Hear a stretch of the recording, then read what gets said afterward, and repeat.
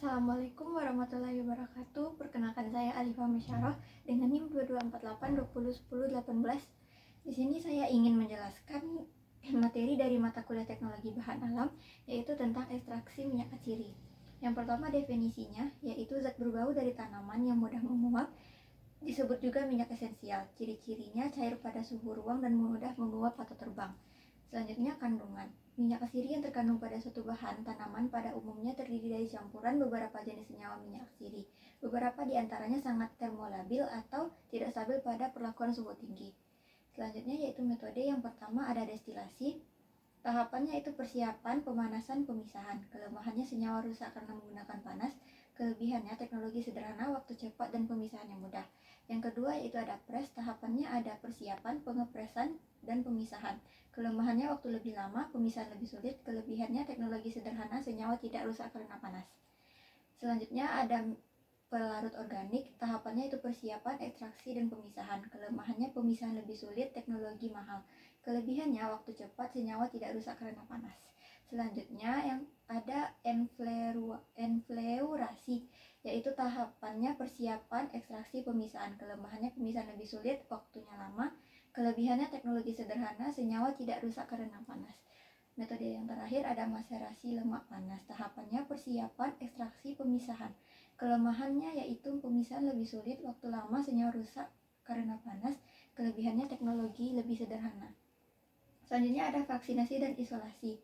Definisinya yaitu mekanisme untuk memilah atau memisahkan suatu kumpulan atau kesatuan menjadi beberapa bagian atau proses pembagian kelompok. Tujuannya itu mendapatkan fraksi tertentu dari suatu ekstrak, melakukan isolasi atau pemisahan satu senyawa metabolit sekunder tunggal. Jenis-jenis vaksinasi yaitu ada ekstraksi cair-cair, kromatografi, yaitu kromatografi kertas atau kromatografi lapis tipis, kromatografi kolom, vakum liquid kromatografi, size exclusion kromatografi, solid phase extraction. Vaksinasi cair-cair yaitu peningkatan polaritas ketidakcampuran antara dua komponen pelarut yang digunakan dapat diprediksi senyawa terlarut.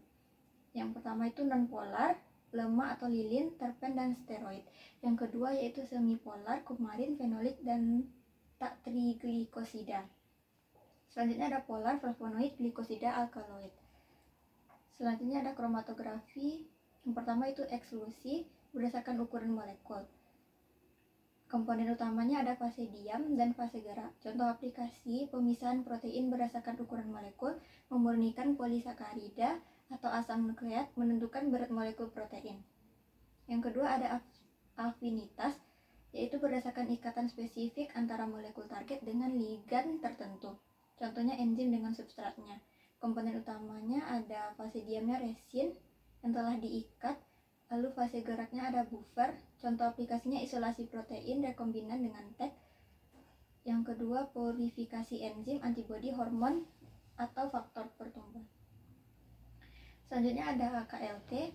Prinsip kerjanya memisahkan sampel berdasarkan perbedaan kepolaran antara sampel dengan pelarut yang digunakan dengan menggunakan lapis tipis pada lempeng kaca, logam, dan lain-lain.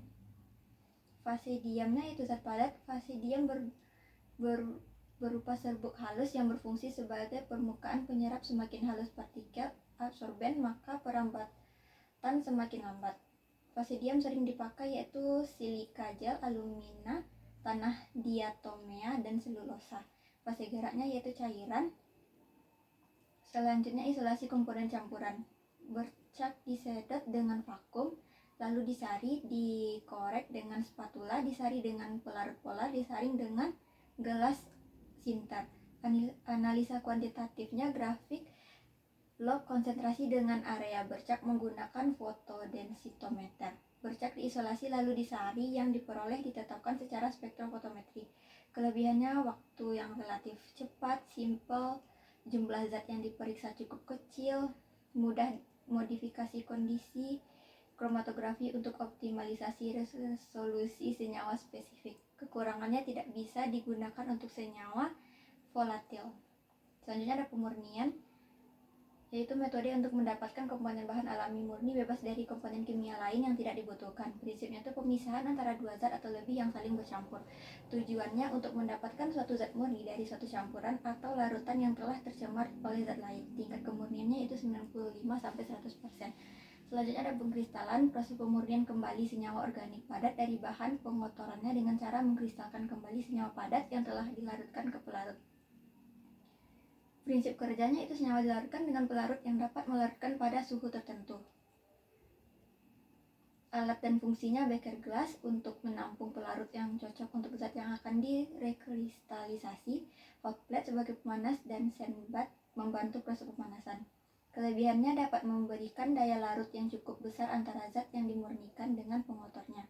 Kekurangannya, larutan yang dipisahkan harus memiliki daya larut yang lebih besar, jika tidak maka zat yang dimurnikan akan susah dipisahkan. Selanjutnya ada dekantasi, yaitu proses pemisahan campuran berdasarkan sedimentasi dan penuangan langsung atau pemindahan pada wadah lain. Prinsip kerjanya pemisahan campuran berdasarkan gaya gravitasi, cairan yang lebih bersih dihitung ke kontainer sehingga didapatkan cairan yang bersih. Alatnya yaitu beker gelas dan batang pengaduk. Kelebihannya, desain alat operasional lebih sederhana, aplikasi luas untuk berbagai keperluan. Kekurangannya hanya dapat memisahkan campuran yang tidak tercampur, tidak dapat digunakan untuk bahan yang berupa larutan dengan massa jenis yang mirip, perlu perlakuan lain untuk campuran yang sulit diendapkan atau dipisahkan seperti sentrifugasi. Selanjutnya ada sublimasi, yaitu proses di mana suatu senyawa mengalami konversi dari suatu padatan menjadi gas tanpa melalui fase cairan. Pada tekanan rendah, padatan akan membentuk gas dan terkondensi menjadi senyawa murni. Kelebihannya digunakan untuk memisahkan senyawa padat dapat menguap yang tidak bisa dipisahkan dengan metode lain. Kekurangannya hanya dapat diterapkan untuk memisahkan campuran senyawa padat yang dapat menguap. Selanjutnya ada komputasi bahan alam, yaitu penggunaan simulasi komputer untuk menyaring, memprediksi, dan mendesain senyawa dari alami sebagai kandidat obat. Manfaatnya mengurangi kebutuhan uji laboratorium yang mahal dan memakan waktu, menyaring ribuan senyawa secara cepat, memprediksi aktivitas biologis dan keamanan senyawa sebelum diuji praklinik, mendorong penemuan obat baru dari sumber alam. Sekian pemaparan materi dari saya. Terima kasih.